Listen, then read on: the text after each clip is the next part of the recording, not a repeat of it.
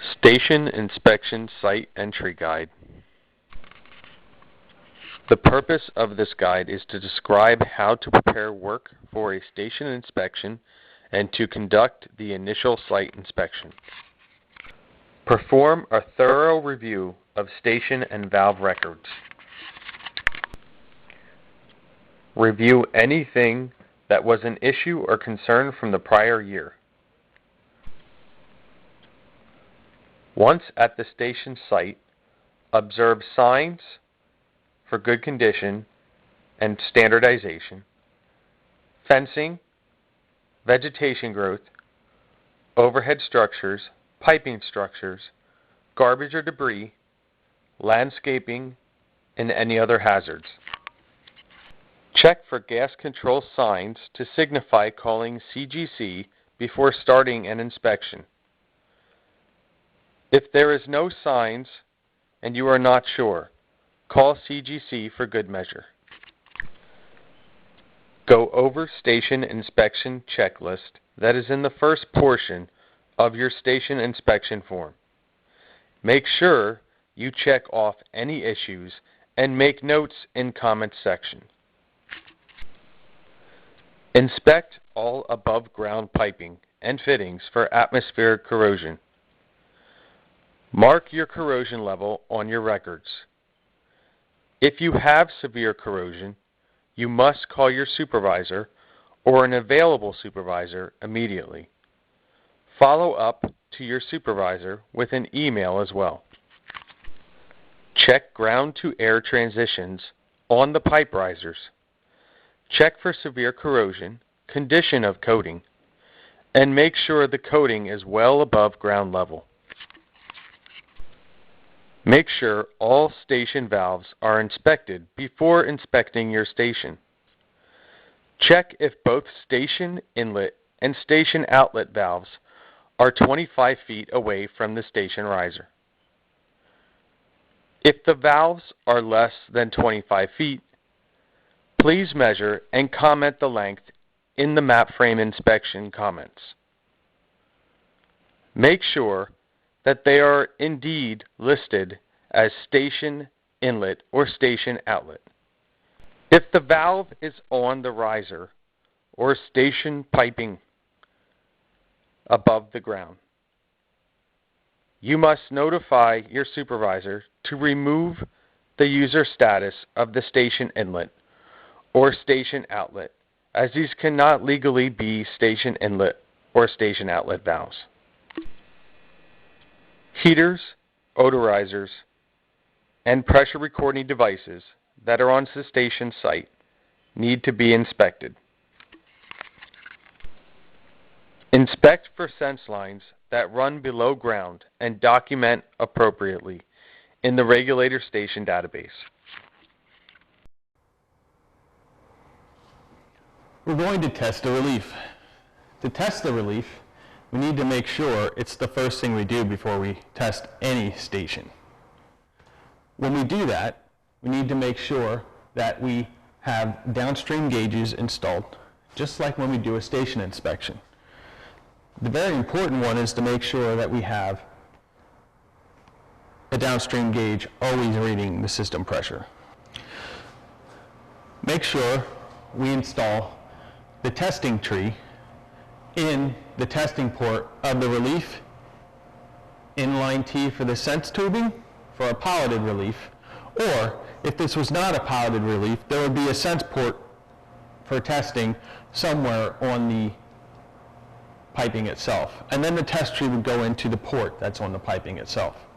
Make note that all test ports should have an isolation valve. We have one here on the tubing for the piloted relief, and if it was on the piping, we'd have a port with an isolation valve on the port for testing. That's very important. Second, make sure every fitting is leak tight. It's very important for this test. If something is not leak tight, the test won't work correctly. Next, it's very important to make sure that your needle valve is closed on your test tree and your source connection valve is closed. Your source connection is what you're going to connect to that is going to meet and exceed the set pressure of your relief. Normally, we use inlet jumper gas from an inlet port upstream on the gas line. In that case, we've done that here. We would connect our hose here.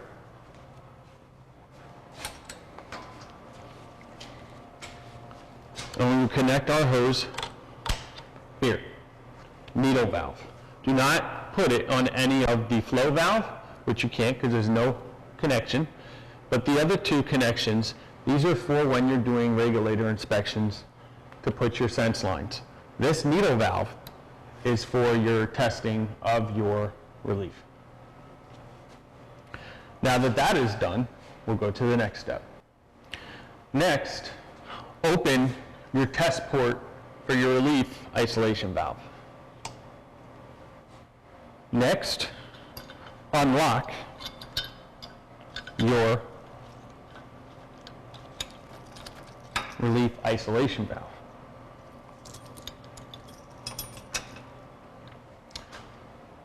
Always monitor downstream pressure. You should have a helper monitoring the downstream pressure. While a helper is monitoring downstream pressure, you're now going to close your relief isolation valve.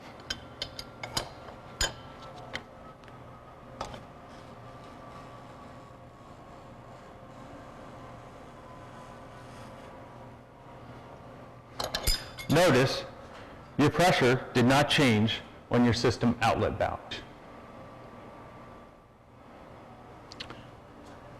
If everything is leak tight and your relief isn't leaking, and your seat to your relief isn't leaking, the gauge on your testing tree should read the same pressure that was left in your stack of your relief when you isolate it, which then proves your whole testing tree is not leaking and your seat and your pilot are not leaking. If this was a normal relief without a pilot, it would prove that your seat is not leaking on your pilot as your as found. Record that pressure, that's your as found. Now that you've recorded your as found lockup on your relief, you can now start to test your relief. We'll go down to the source connection supply. Slowly turn this valve on.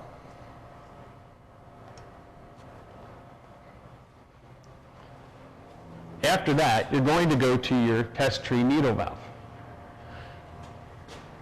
You will slowly start to open your needle valve and adjust it until you get a continual increase and a gradual increase that moves in an upward fashion.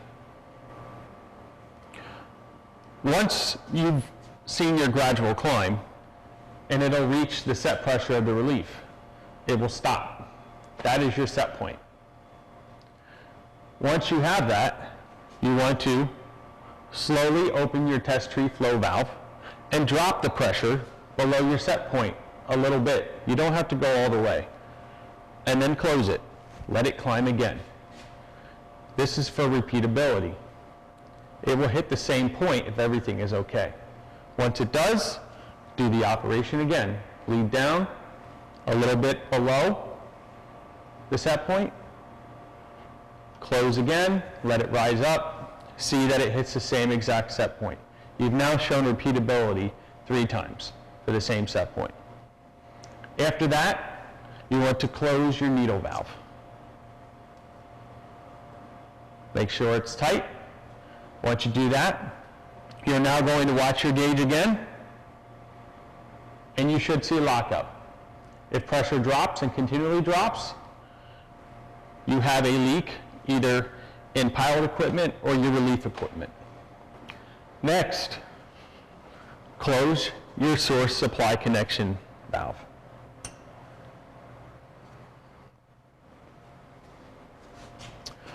Once that's done, you're going to use your test tree flow valve to slowly lower the pressure to meet the same pressure setting as your system pressure. Notice both gauges now meet the same pressure.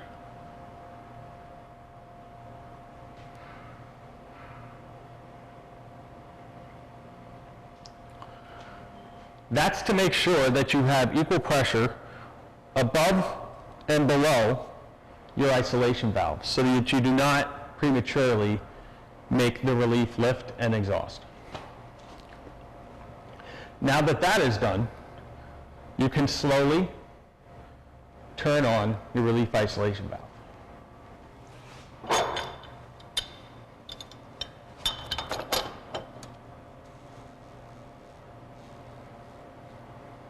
Make sure to be monitoring the downstream pressure at all times.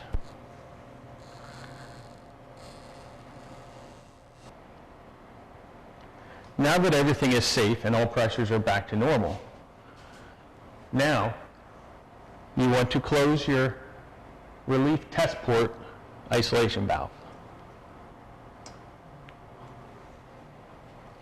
Once you do that, you need to safely bleed out your testing equipment. We already have our source connection supply valve shut, and we have our needle valve shut. Now we will open our test tree flow valve, and we will open our needle valve and bleed out the line. Once the line is safely bled out, we can remove our equipment and put things back. Now that we removed all the test equipment and made sure the relief is back to its normal configuration, make sure that you lock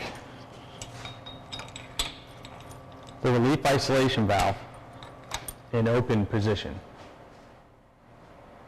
This is an inspection of a worker monitor with double cut pilot override. This is also the primary run. The first thing we need to do is make sure that we have a gauge installed on the inlet pressure, the intermediate pressure, a test tree installed on our reg run outlet pressure with appropriate gauge, and then last, make sure that we have a gauge installed on a common outlet gauge that is outside the isolation runs so that system pressure can always be monitored. If possible, adjust the worker set point to lower it to make the secondary side come on and take over.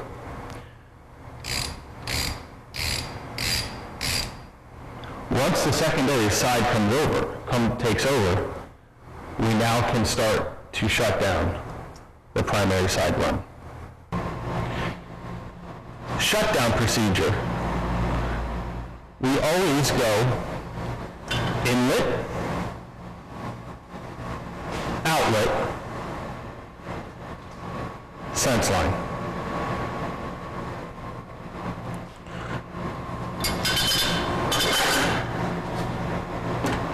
Inlet,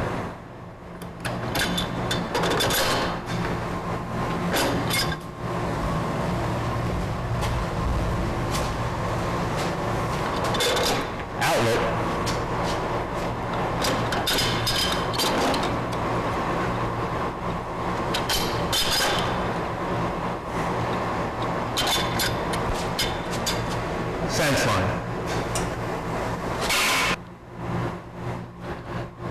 Now that you're shut down, you can safely bleed down the run. Use bleed ports that you have available.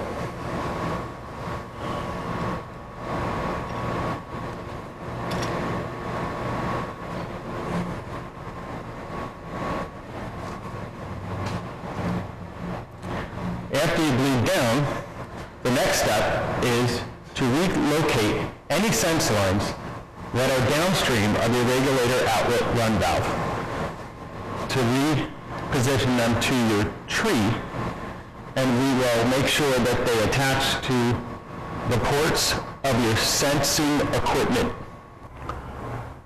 Use an approved hose to relocate your sense lines. In the field, we will attach your hose directly to the connection of your sensing port of your equipment to a sense port connection of the test tree. For training, we've installed an inline tee in the sense line.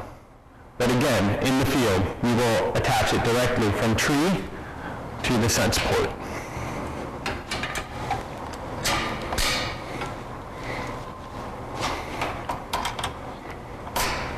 Make sure that you turn on any valves when you relocate the sense line to make sure that this is free and charged up and that your equipment can read the sense pressure. At this point, you want to make sure that the rest of your sense line equipment is turned on as well.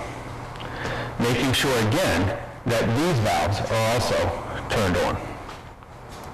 Next, we're going to slowly open the outlet valve and then close it. The reason for this is to give back pressure and sensing pressure against the equipment so that everything doesn't rise quickly and make any of the pressures go nuts with your equipment.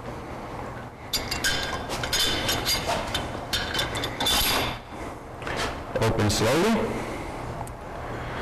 Once you have pressure against the back end of your equipment, close again. This will now remain closed. After that, we will slowly open the inlet valve.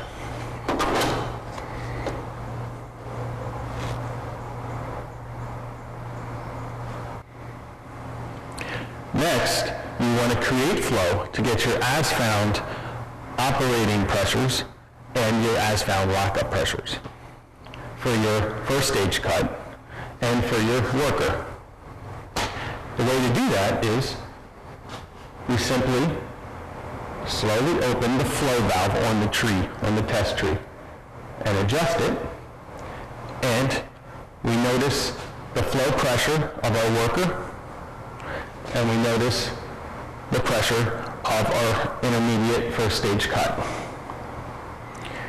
We then close the test tree flow valve again, and then record lockup on our worker and our first stage cut intermediate pressure.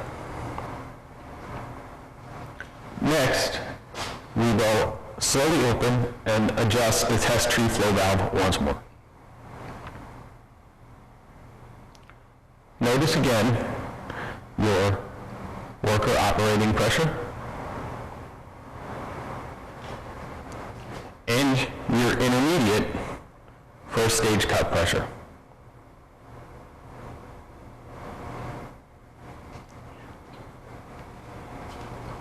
While flowing, adjust your first stage cut up and down.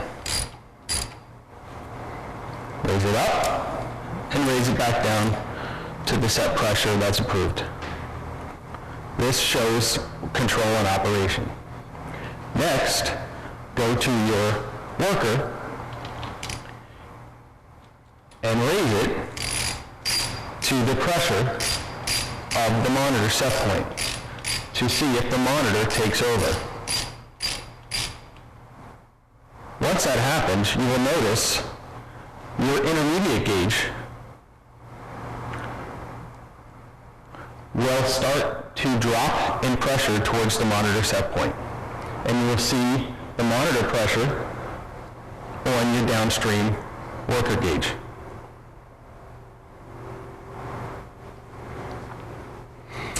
Once that's achieved, you can then run the monitor up and down for operation.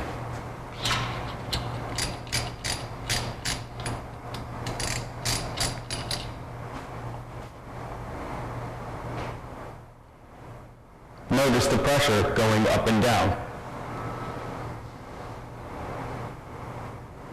Next, you'll do lockup on the monitor set point. Close your test tree flow valve and notice lockup. You will look for lockup in two spots. Remember that your monitor is actually upstream. So it will be closing the regulator that is the pilot is connected to. You will look for your downstream lockup pressure, and you will look for lockup on your intermediate gauge to make sure that that is not increasing. Now that I've seen my lockup and my monitor pressure, I'm again going to open the test tree flow valve and create flow. Adjust. If I need to at this point, readjust my monitor set point to an approved test pressure setting, I will do that now.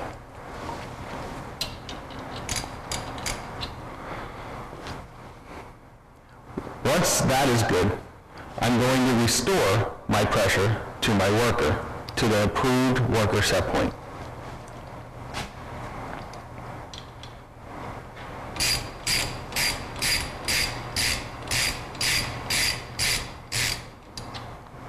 Notice that when my worker takes back over, you will see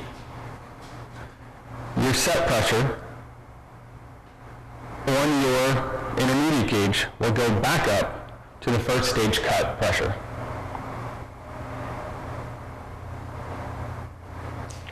Once that's achieved, you can fine-tune your pressure on your worker. Once you do that, you want to lock it up again. Notice your lockup on your worker.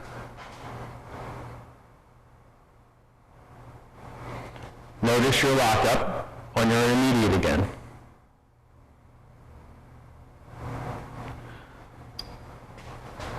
Once that is done, the next step would be that you're going to turn this run back in.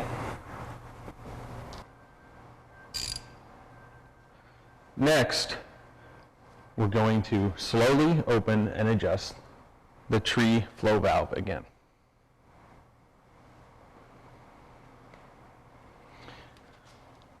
Next, you want to lower your set pressure on your worker 2 to 3 pounds below your primary side that's currently registering on your downstream gauge.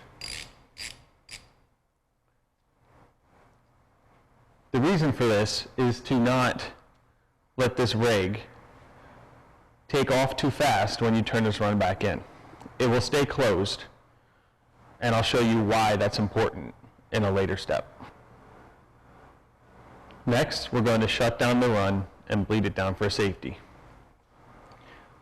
Our outlet valve is already closed. Next, we're going to shut down the inlet valve.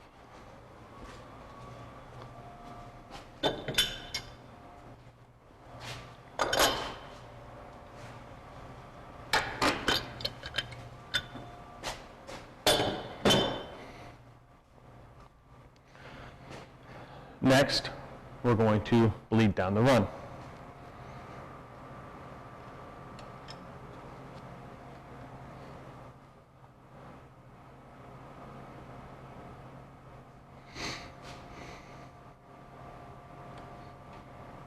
By using all ports available, make sure that when you do bleed down, you're also bleeding down any hoses that you connected so that those aren't charged up when you take them apart as well, as we're doing here.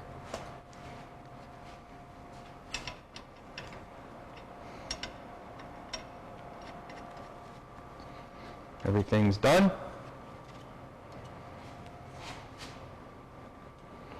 Going to restore my equipment to its original configuration.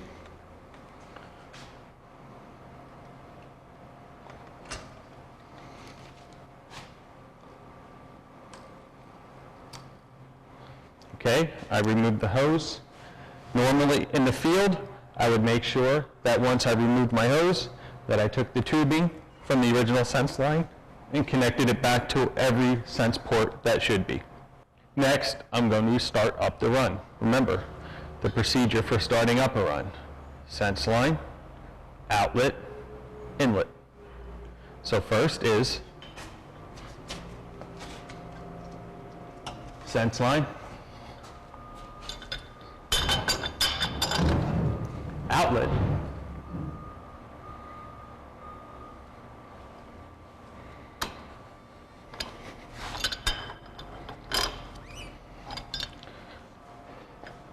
slowly inlet,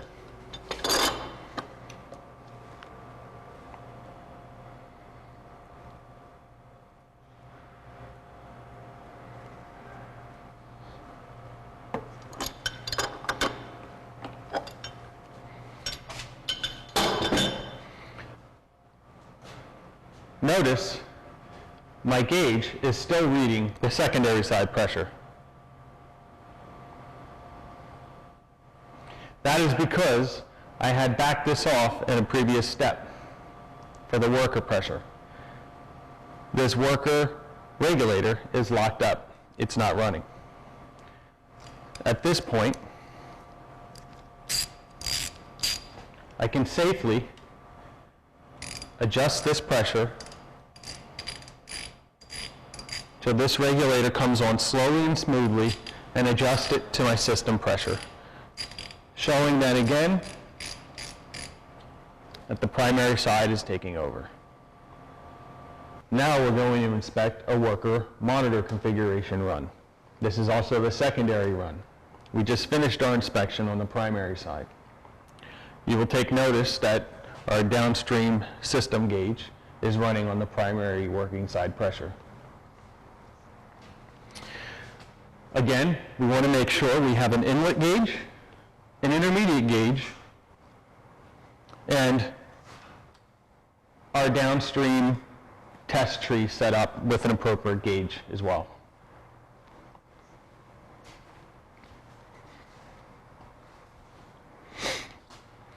Make sure all our gauges are turned on and that we can read the pressures. Next, we're going to shut this run down. Remember our shutdown procedure. Always monitor the outlet system pressure. Always monitor. Okay? While watching that, someone else watching that gauge, I'm going to do our shutdown procedure. Remember, inlet, outlet, sense lines.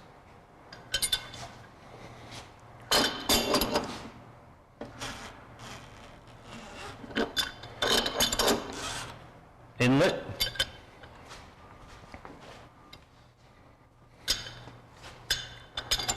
outlet,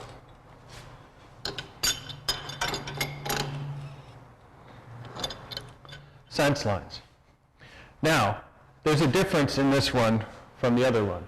Notice we had a sensing line that was outside the regulation run isolation valves. In this case, we do not.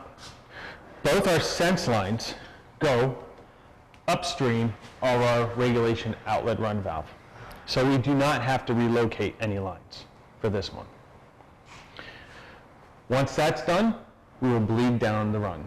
Next, I'm going to charge up the run for testing.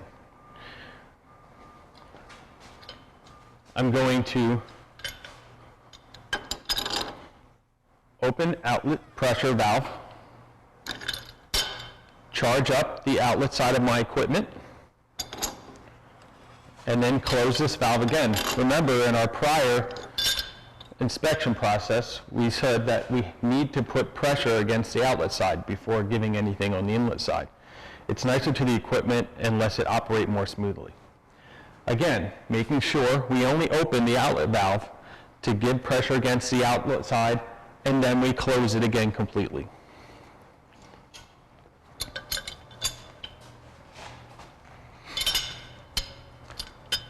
Now that that is done, our sense lines are already on. We have also made sure that all of our bleed valves were shut before we opened our outlet valve. Now that that's done, we're going to slowly open our inlet valve.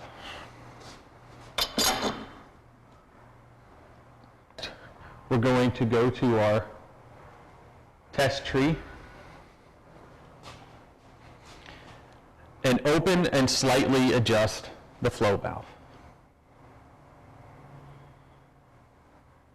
Notice this is an upstream monitor configuration. Under normal operation, you're going to see that the intermediate pressure matches the upstream full inlet pressure. as so.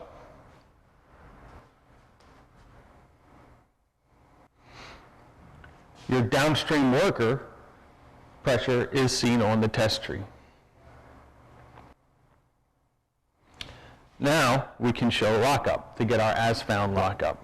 Notice your intermediate pressure stays on full inlet pressure, and your outlet gauge will show your lockup pressure on your worker regulator.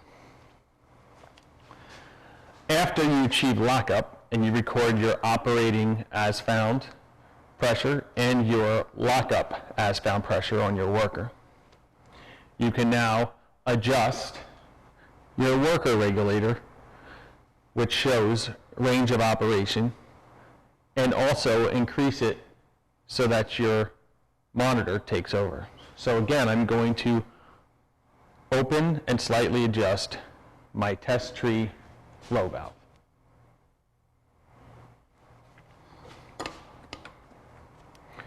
Going to increase my worker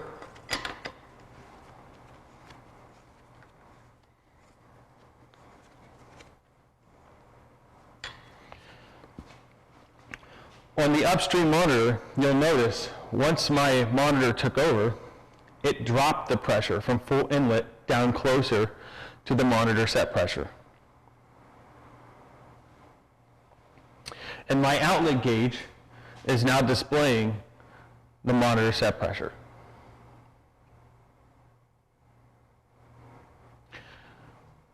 I can now lock up and find my as-found lockup monitor pressure. Close the test tree flow valve. You will see your lockup pressure on your downstream test tree gauge. But also remember, your monitor is up here. So you want to make sure you're looking at your intermediate gauge and making sure that that is locked up and it does not keep increasing pressure towards the inlet pressure side.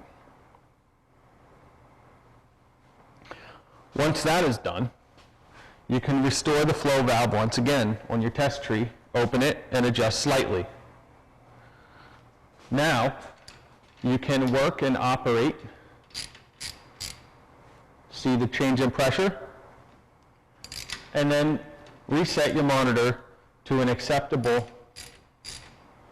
approved set point. Once that's done, lock up your monitor one more time. Notice your intermediate and outlet gauges once again. Now, we're going to restore control back to the worker. Once again, open your test tree flow valve, slightly adjust. You'll notice your monitor pressure on your downstream gauge once again. Once that's finished, you're going to adjust your worker back to your secondary side approved setting pressure.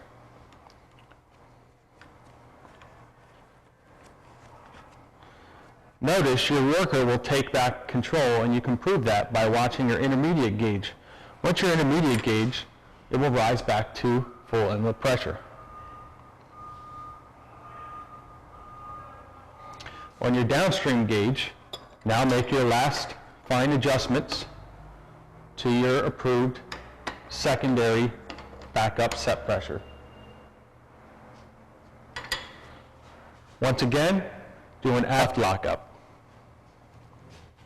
We want to bleed the run down, shut it off, and safely bleed down the run. So again, shutdown. Our outlet is already closed because of our testing procedure. So now we're going to make sure we close our inlet valve.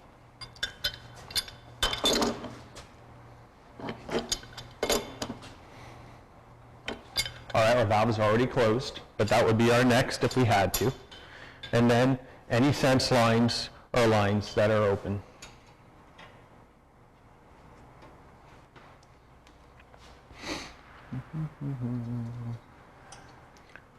And then bleed the run down.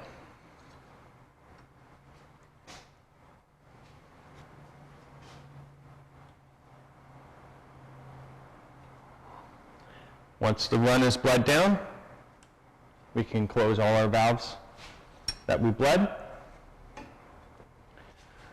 and our run is safely bled down. Now we're going to put this run back into service. Remember, sense lines,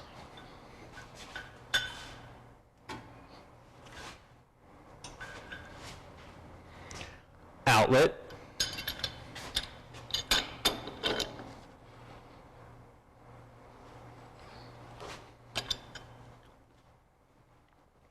inlet. Slowly.